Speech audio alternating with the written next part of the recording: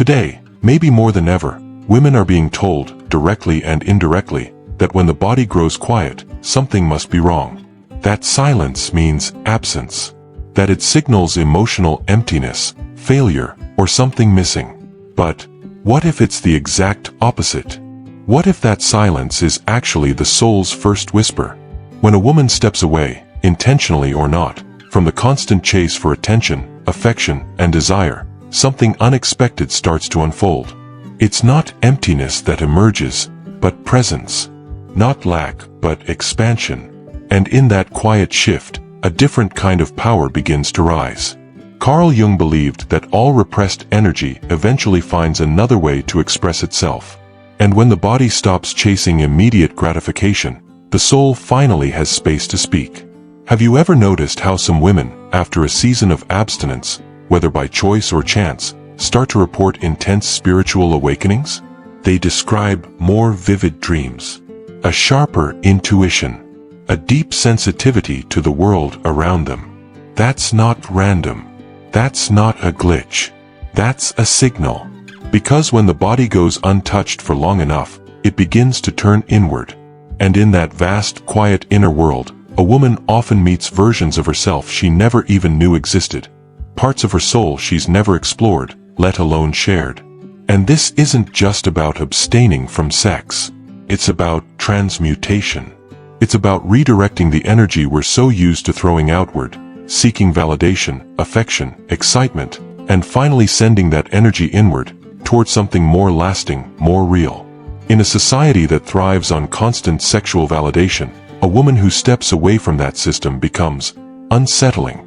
She no longer fits the mold. She becomes unpredictable, mysterious, even a little dangerous. And here's why. Because she starts seeing through the noise.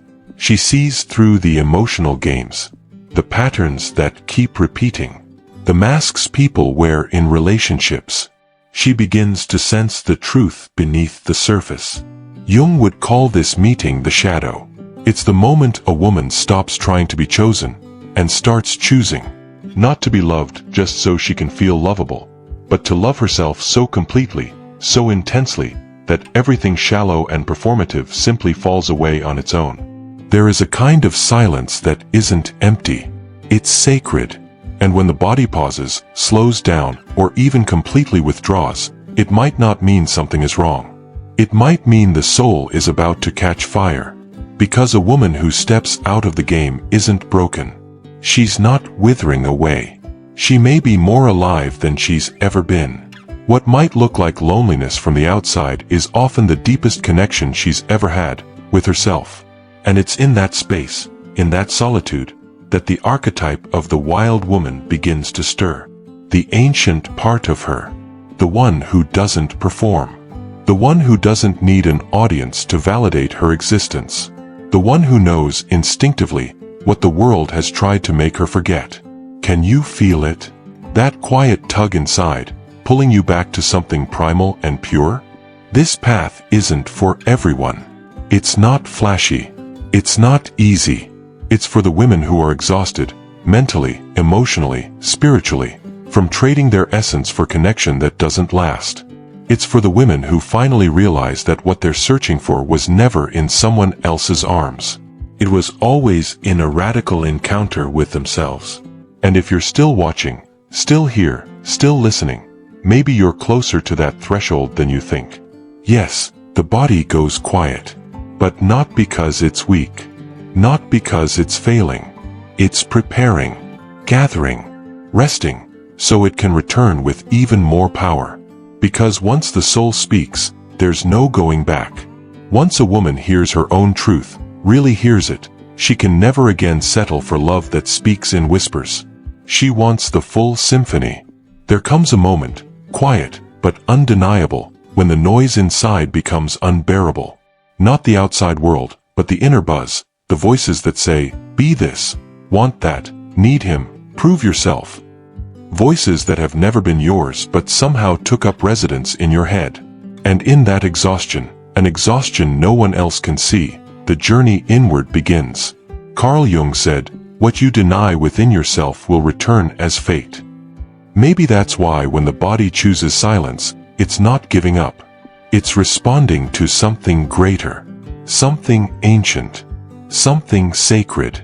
When a woman starts pulling back from the impulses that once led her, when she no longer follows the old routines without knowing why, it's often because she's hearing a call. Not with her ears, but from somewhere deeper, somewhere in the soul. And with that call comes a longing. It's not for a lover or a wild night. It's not even for touch. It's for herself. It's a nostalgia for a part of her she's never met, but knows is real. In that space, abstinence isn't punishment. It's a portal. And crossing that portal begins what Jung called the individuation process. The sacred work of becoming whole. Of reclaiming all the pieces she once projected onto lovers, partners, flings, so she can finally see herself clearly. That feeling of emptiness? It's not absence. It's space. Space being cleared for something more real. And in that sacred space, even pain begins to shift. Old heartbreaks, broken cycles, nights filled with tears, they all start to look different. Not as failures, but as stepping stones, clues, signals that were always trying to lead her home. Because when a woman steps into silence, she's not running from life. She's rewriting the story, from the inside out. Her emotions become teachers, not enemies. Her pain becomes a mirror, not a monster. And slowly, beautifully, she realizes she no longer needs to perform, to please, to earn anyone's gaze. Her worth isn't in how much she's desired.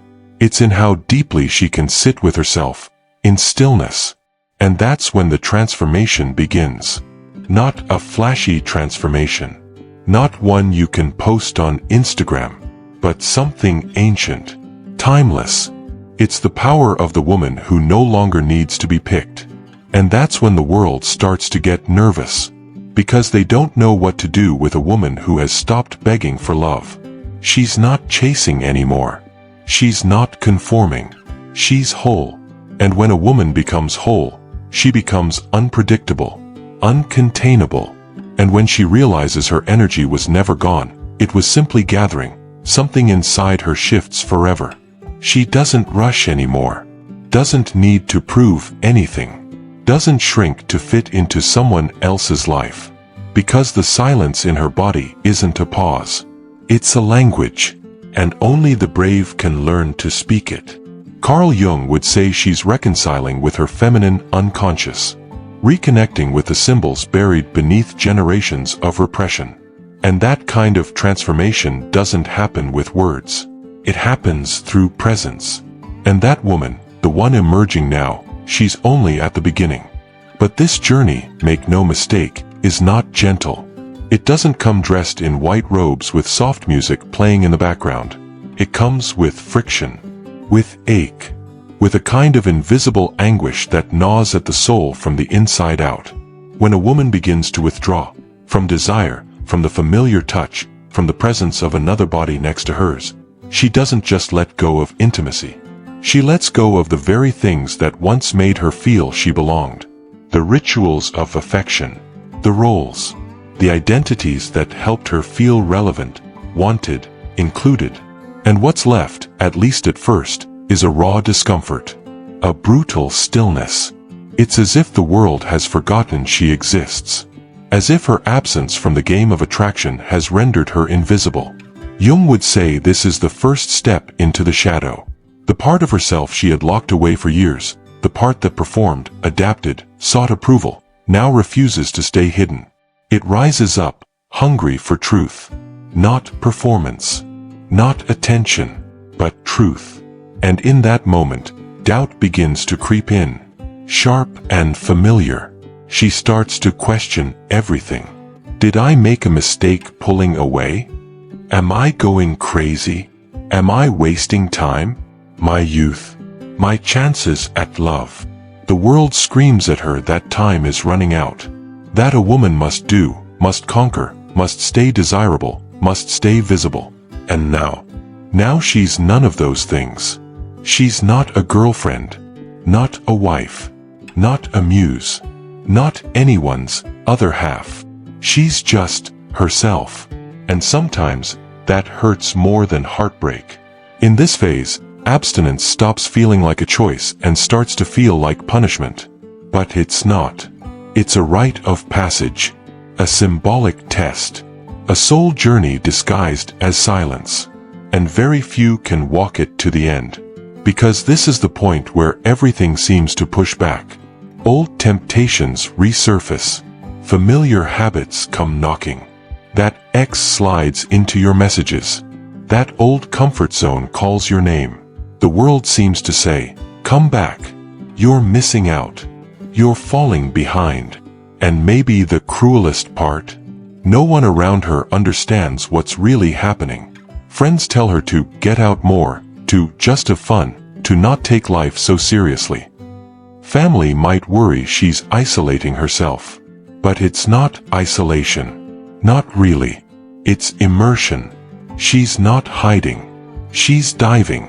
And the truth is, most people aren't ready to watch someone go that deep when they themselves are still skimming the surface. Jung understood this well. He called it a necessary stage in individuation. A threshold moment. When the ego starts to panic because it senses it's losing control. And the soul, quiet, steady, starts to lead. It's in this silent panic that most women give up. They go back to what's comfortable. They choose, okay, love over no love. They accept crumbs because crumbs are better than hunger. But the woman who stays, who endures the ache, who lets the tears come, who doesn't numb or run, is being shaped. Not by the world, but by something ancient. Something sacred. She's being called to break a cycle. And cycles don't break with effort alone. They break with awareness. Because this isn't just emotional pain, it's contraction. The kind that comes before birth. The cocoon tightens just before the butterfly emerges. And deep down, even in her doubt, even in the aching silence, she knows. Something is being born. A new self. A deeper truth. A way of being that's never been allowed to surface. Until now. She may not have the words for it. She may not be able to explain it to anyone. But something in her refuses to turn back. Even when she feels too alone, too strange, too much. Because there's a presence walking with her now. A voice that doesn't shout but persists. A warmth that doesn't announce itself but is always there. That presence is the symbol of the archetypal feminine.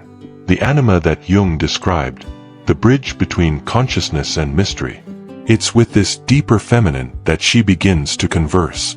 Not in language, but in feeling, in dreams, in intuition. And the more she listens, the more she understands. Her body is not on pause. It is in ritual. A sacred ritual that the modern world has forgotten. But one that her soul never forgot. And then, almost without realizing it, something begins to shift. The restlessness she felt begins to organize itself into deeper, more precise questions. Why did I need to be desired to feel alive? Why does someone else's absence feel so unbearable? What in me still depends on being seen by others to feel like I exist? The woman who walks this path begins to peel back layers that aren't hers. She lets go of roles she never consciously chose. She releases the need to trade affection for security. She stops reaching for connection as anesthesia. And even though it leaves her with long, quiet nights, she knows. This silence isn't a void. It's protection. It's space being cleared for something sacred. Because her body, now untouched by desire and drama, is not in deprivation. It is in preservation. It's guarding something that isn't born of need but of soul. The transformation becomes complete when she realizes she no longer needs to be pursued. She has become the center, the fire, the source.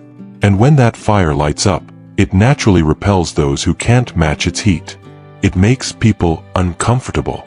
It sends the insecure running. It burns through illusion. Only those who are ready will stay. Only those who come whole will approach. Because the woman who has walked through silence no longer accepts halfway love. She is no longer a match for relationships that require her to dim her light.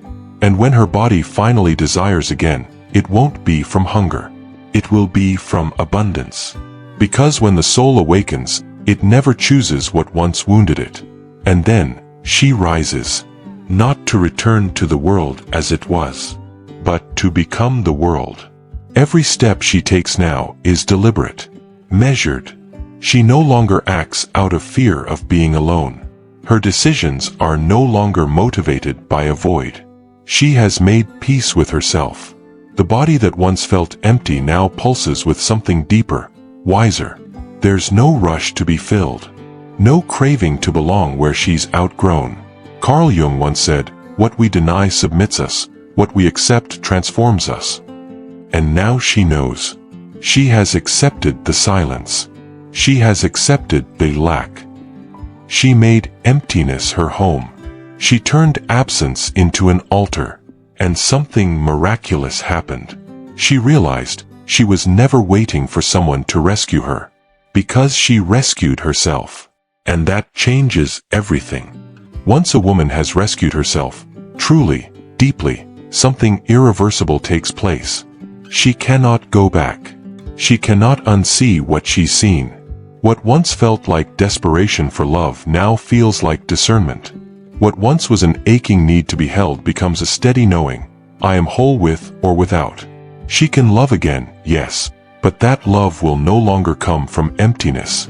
It will rise from overflow. She's not looking for someone to complete her. She's looking for someone to witness her, to walk beside her, to respect the sanctuary she's built within herself. Because her soul is already full. And with that fullness comes clarity, a sense of mission, a sense of direction that no longer sways with every passing emotion. She starts to realize, this journey she's been on, this long, often lonely walk into silence, it wasn't just hers. It was symbolic. It was a rite of passage for every woman who's ever been told her worth is in her desirability. For every girl taught to distract herself from herself. For every soul taught to reach outward before ever being invited inward. And now, something stirs inside her. A quiet but undeniable call. Be the beacon. Not to lead, but to light the way. Because only a woman who has walked through darkness can show others that there's nothing to fear in it. Jung would say she has reached the stage of the self, the most integrated, complete version of the psyche. A woman who no longer seeks acceptance. She seeks expression. She doesn't shrink anymore to be palatable. She expands to be truthful. She doesn't hold back to stay safe. She reveals, because hiding costs too much. And suddenly, everything she thought she had lost, those relationships, those identities, those fragile versions of herself, don't hurt like they used to. She sees them clearly now. They weren't losses. They were liberations. Each departure, each ending, was space being cleared. A divine rearranging. What looked like loneliness was actually grace. What looked like heartbreak was the heart cracking open wider. Because the woman who's walked through abstinence, not just of the body, but of illusions, has tasted a different kind of nourishment. One that no touch can replace. No performance can imitate. She's been fed by the soul. And once you've tasted that, nothing shallow will ever satisfy again. She knows now, nothing external can sustain her unless it echoes something already alive within. And so she prepares, not to go back to old roles. Not to return to the person she once was. But to step into a new embodiment. A new place in the world. A place where her presence is enough. Where her silence is sacred. Where her voice carries weight, not because it's loud, but because it's rooted. She knows that when her body desires again, it will not be because she's craving. It will be because she's choosing. Not from lack, but from alignment. And when love knocks, it won't find a woman begging to be seen. It will find a woman who sees herself. A woman who has met her own darkness and did not flinch. A woman who has gone quiet not out of fear, but out of reverence. And until that kind of love comes, she waits. not in impatience, in vigil. Because now, she knows, silence is not emptiness. It is listening. Stillness is not stagnation. It is gestation. She understands now that there are kinds of silence that hold fire, kinds of absence that burn more brightly than presence. And there are women, rare, untouchable, who, when they retreat from the world, do not vanish. They ignite. On a different plane. In a deeper dimension. They become visible not to everyone, but to the ones who matter. Because when the body falls quiet, it is not dying. It is transforming into something sacred. An altar. A holy space. Where the soul, at last, can speak without interruption. And all those things that once felt like signs of failure. The quiet nights. The unanswered messages. The absence of touch. They reveal themselves as divine. Not punishment. Not loneliness. But presence. Presence so full it no longer begs to be filled. Presence so radiant it no longer performs to be loved. A new identity begins to emerge from the embers. One that is not patched together by outside opinions, romantic roles, or social timelines. But one forged in solitude. One shaped in the heat of not being seen. And she realizes, nothing lived was ever wasted. Everything has been transmuted. Desire, once frantic and desperate, is now deliberate, measured, whole. Pain, once overwhelming, has become wisdom, etched into her like sacred scars. She looks back on her journey and no longer sees tragedy. She sees a pattern, a story, a transformation. She sees herself, piece by piece, waking up. Because the woman who walks through abstinence with intention isn't abandoning love. She's learning to love from abundance, not dependency. She's learning to love in a way that doesn't ask, "Will you complete me?" but says, "I am complete, and I choose you only if you honor that." And in that kind of fullness, she becomes untouchable. Not because no one can reach her, but because no one can manipulate her anymore. She has become sovereign. And that sovereignty changes everything. It changes how she walks into a room, how she holds eye contact, how she says no without guilt, how she chooses solitude over shallow connection, how she responds, not from woundedness, but from wholeness. Can you feel it? That stir deep in your chest? The reflection of this journey inside yourself? The ache of no longer fitting in the places you used to find comfort? The desire to pull back, to disappear, not from life, but from distraction? That isn't weakness. That is the beginning. The beginning of hearing a whisper that has always been there. Maybe this video found you at exactly the right time. Maybe it isn't random that these words landed in your ears, in your body, in your soul. Maybe it's because something inside you has already started to shift. Something old is breaking. Something new is waking up. And now that it has a name, a shape, a mirror, you can't unsee it. So let it. Let the fire burn. Let the silence stretch.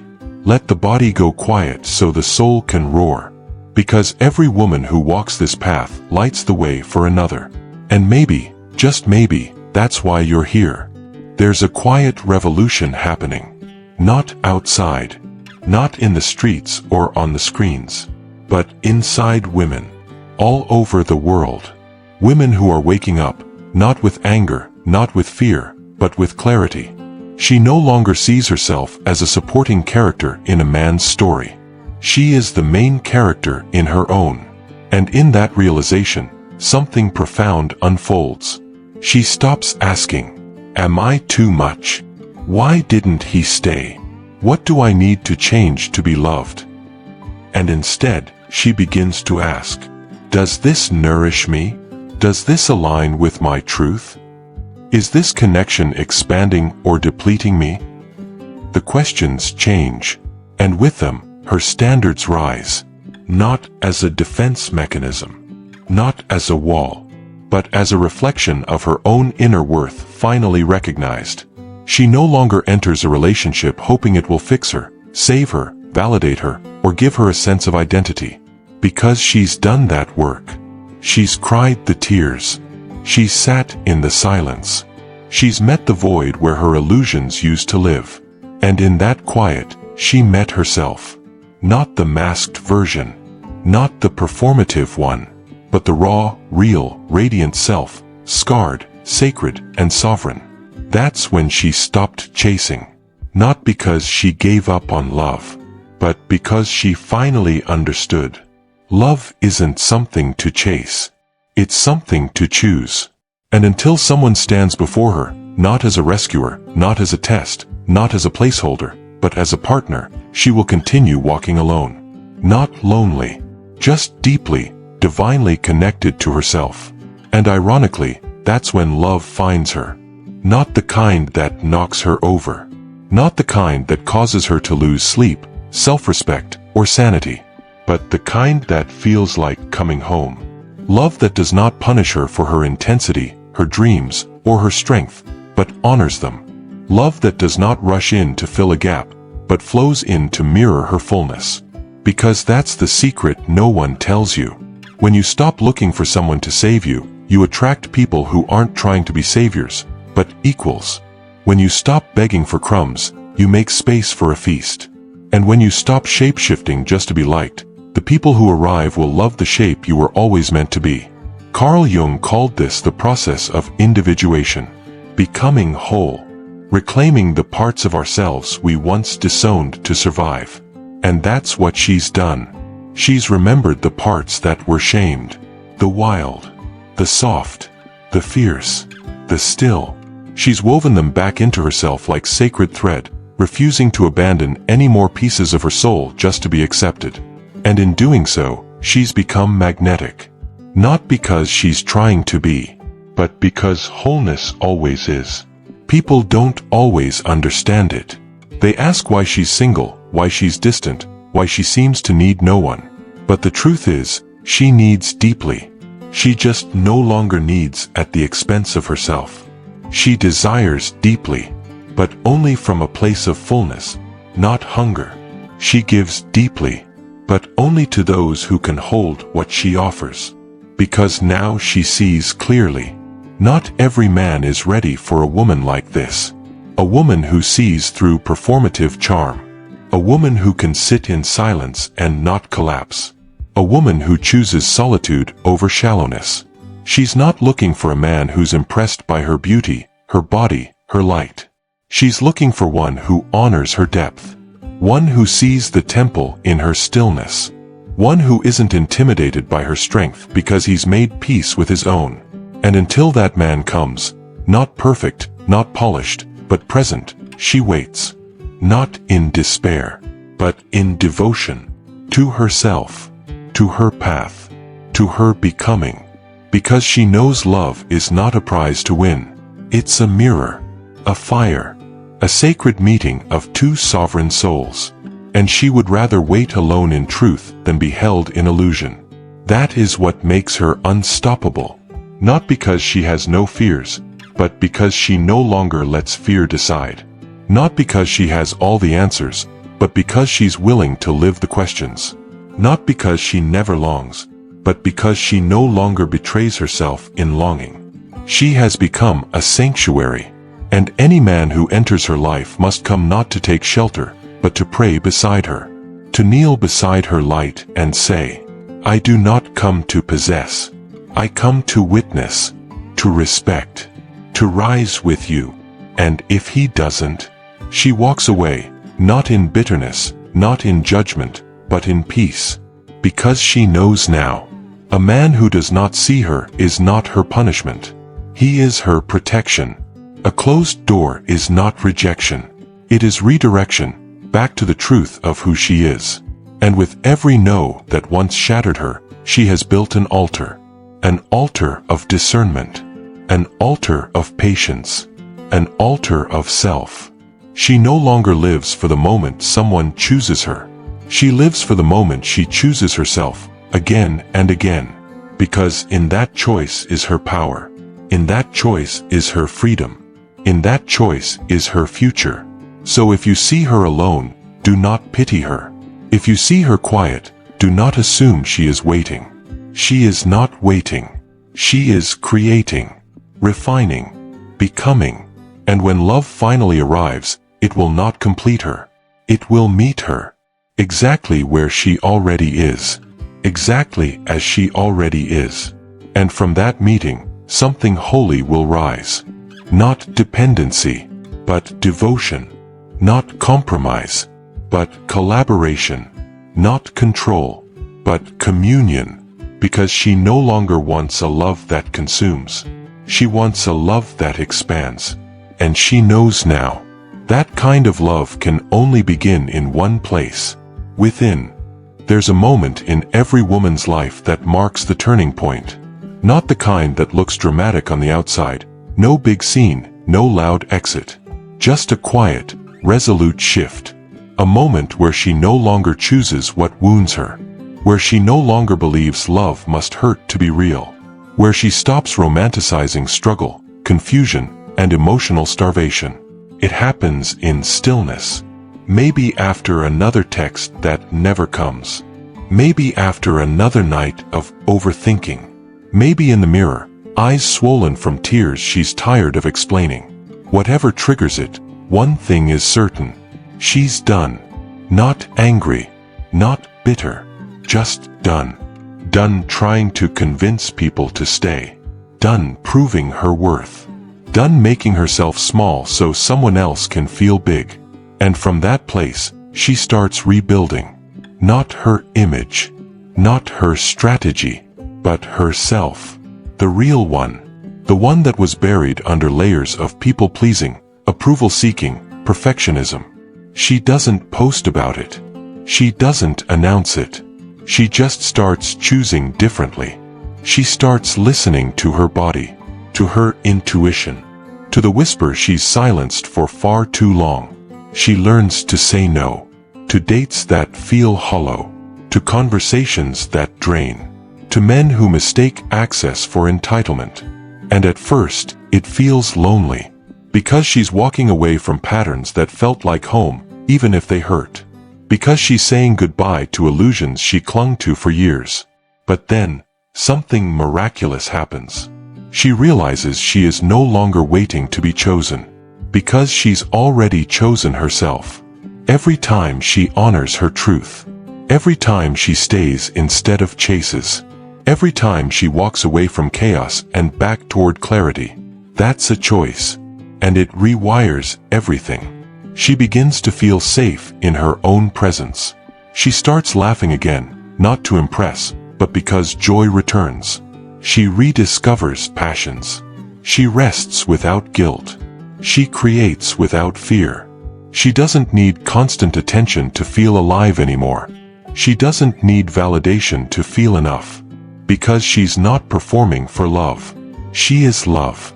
And that radiates. It's not loud. Not showy. It's a calm confidence. A soft strength. A deep knowing that she is her own source. And when people meet her now, they sense it.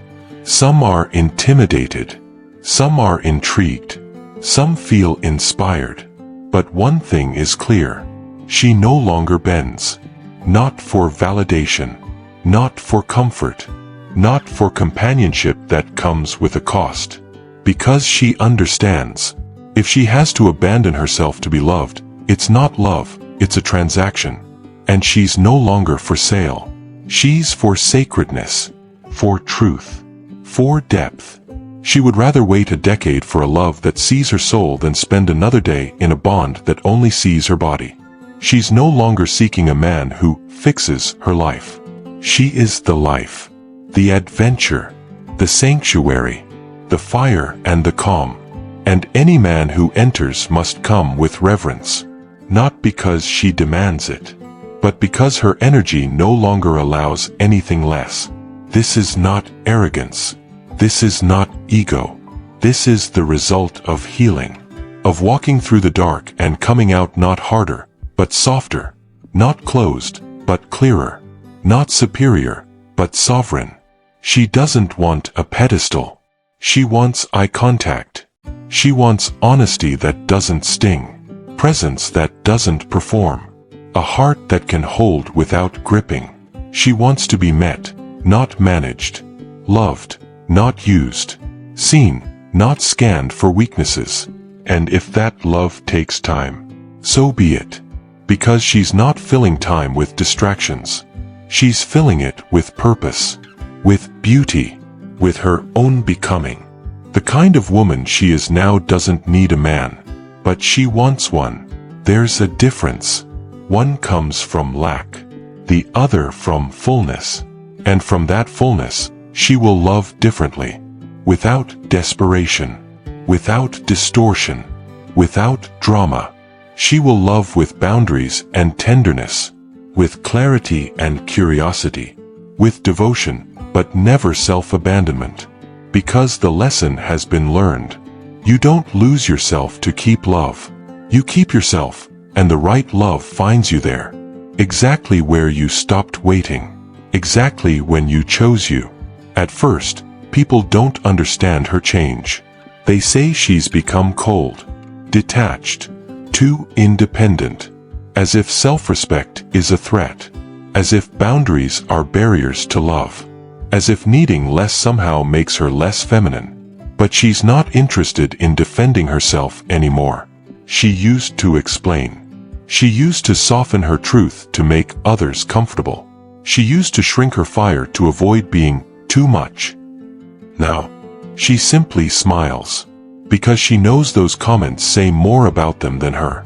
They haven't met a woman who belongs to herself. Not fully. Not unapologetically. Not without the need for approval. She no longer plays the role of the good girl to keep the peace. She's not reckless, she's clear. She's not guarded, she's discerning. She's not difficult, she just has standards. And those standards aren't walls. They're doors, with locks. Not to keep love out, but to keep self-betrayal from slipping back in. She knows the price of peace now. It's not loud. It doesn't scream. It just slowly costs you your joy, your truth, yourself. And she's no longer willing to pay it. Because the most painful heartbreak she's ever experienced was not from a man who left, but from the times she left herself to keep someone. That wound. That was the turning point. And healing from it required solitude. Not loneliness. Solitude. She stopped looking for a mirror in someone else's eyes. She became the mirror. She started seeing her own beauty, without confirmation. Her own strength, without praise. Her own value, without attachment. And that made her dangerous. Not in the way that threatens, but in the way that frees. Because you can't manipulate a woman who no longer fears being alone. You can't guilt her into staying when she's not scared to walk away. You can't dangle love like bait. She's already full. She now understands. True love doesn't beg, bargain, or betray. It meets you. Fully. Softly. Bravely. And she won't settle for less. She'd rather be alone than half-held. She'd rather be quiet than misunderstood. She'd rather wait than twist herself into someone else's fantasy. Because she's not here to perform. She's here to be wild and wise. Soft and sharp. Open and protected. And she knows that the man who's right for her, he won't be intimidated by her fullness. He won't confuse her power with pride. He won't try to dim her glow. He'll honor it. Because he'll be full too. Whole meets whole. Not to complete each other, but to expand together. And in that kind of love, there is no fear, no performance, no transaction, only presence. Two sovereign souls choosing, every day, to meet in the middle, not out of need, but out of deep, sacred desire. That is what she's become ready for. And in becoming ready, she stopped chasing love, and love started coming to her. She no longer dreams of being rescued, not because she's hardened, but because she's awakened. She sees now, the fantasy of being saved was never about love. It was about escape. Escape from emptiness, from responsibility, from the discomfort of becoming. But she doesn't run from that anymore. She sits with herself, in silence, in shadow, in stillness, and in doing so, she's discovered something deeper than romance. She's discovered intimacy with her own soul. She listens to her intuition like it's scripture. She honors her needs like they're sacred. She speaks to herself gently, like a lover would. She no longer shames her sensitivity. She treats it like a superpower. She no longer views her emotions as a problem. She welcomes them like guests, here to teach her something new.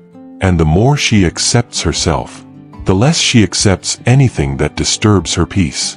Because peace isn't a place she visits anymore. It's where she lives. She built it herself, brick by brick, through every boundary kept, every truth spoken, every moment she chose herself, especially when it was hard. She no longer waits for someone to choose her, because she already did. And when a woman chooses herself, the world shifts. She stops auditioning, stops proving, stops pleasing, and starts attracting. From a new energy, a new depth, a new power, she becomes magnetic, not because she's trying to be, but because she's aligned, no longer available for chaos, no longer interested in potential, no longer invested in fixing broken things that were never hers to heal. She now knows, love is not something she earns. It's something she allows. And only when it matches the love she already gives herself. That's why her standards feel so high. They're not walls. They're reflections. Reflections of how far she's come. Reflections of what she now believes she deserves. Because she finally believes this. She was never too much.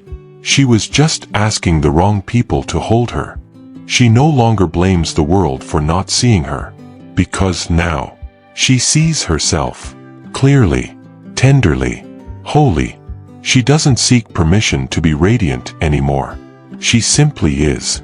She lets her joy be loud, her wisdom be deep, her presence be undeniable. And the irony? Now that she no longer needs to be chosen, everyone wants to choose her. But she's not moved by attention. She's moved by intention, by truth. By energy that doesn't flinch when she shines too brightly. By a man whose presence feels like a sanctuary, not a battlefield. Because she's known the war. She's lived the ache of one-sided love. Of explaining herself to deaf ears. Of overgiving in hopes that someone might finally stay. But not anymore. Now, she doesn't chase. She invites. And only those who come with peace in their hands, truth in their eyes, and depth in their spirit, are allowed in, because she doesn't fear being alone. She fears being with someone and feeling unseen, and that fear, that wisdom, has become her compass. She walks away faster now, not out of ego, but out of alignment. She knows when her soul says, no, and she listens the first time. Because every time she ignored it in the past, she paid for it, with pieces of herself. She's done with those kinds of transactions. Now, she invests only where it grows her. In friendships that feel like poetry. In solitude that feels like prayer. In love that feels like freedom. She's rewritten the story. She's not the woman waiting at the window anymore. She's the woman building a life so full, so beautiful, so rooted in self-worth, that love must rise to meet her, or not come at all. She understands now. The love she was chasing outside was always meant to be found within. It was never about him. It was always about the mirror. Every relationship, every heartbreak, every disappointment, reflected back what she still needed to heal, what she still needed to love, what she still believed she lacked. But she doesn't run from those reflections anymore. She welcomes them, because she knows. Wounds don't disappear when ignored. They transform when held with compassion. So she holds them, one by one. The little girl who felt abandoned, she gives her safety. The teenager who felt unseen, she gives her validation. The woman who felt she had to earn love, she gives her unconditional acceptance. And in doing so, she becomes whole again. Not perfect, but present. Not flawless, but real. And in her realness, she becomes powerful. Not the kind of power that controls or conquers, but the kind that creates. She creates space for others to rise. She creates art from her scars. She creates peace where there once was pain. She doesn't need a man to complete her. She wants a man who complements her. A man who meets her in the middle. Not because he needs saving. Not because she needs fixing. But because they've both done the inner work. Because two whole people can build something far greater than two halves ever could. She's not looking for sparks anymore. She's looking for firewood. Something that lasts, that warms, that sustains. And until that kind of love arrives, if it ever does, she's not waiting. She's living, fully, freely, fiercely, because the greatest love story she's writing is the one she's living with herself. She walks through the world now, with a calm that can't be faked, a softness that comes from strength, and a gaze that no longer searches, but sees. She doesn't need to prove her worth anymore. She simply embodies it. Not through perfection, but through presence. She's become the kind of woman who turns silence into serenity, loneliness into solitude, and longing into light. And that's exactly why love finds her, because love is drawn to those who no longer beg for it. It's drawn to those who already are it. She doesn't dream of being saved. She's already rescued herself from her old patterns, from her self-abandonment, from the stories that told her she wasn't enough. And now, when a man comes into her life, it's not to complete the picture. It's to admire it, to expand it, to dance within its golden frame. She no longer asks, "Will he stay?" She asks, "Does he bring peace to my already full world?" And if the answer is no, she lets him go, not out of fear, but out of faith, because she trusts herself now. She trusts the timing. She trusts the process. She knows that real love never comes from waiting in desperation, comes from living in truth. And that's what she does. Every single day, she lives, she loves, she glows, not because someone chose her, but because she finally chose herself.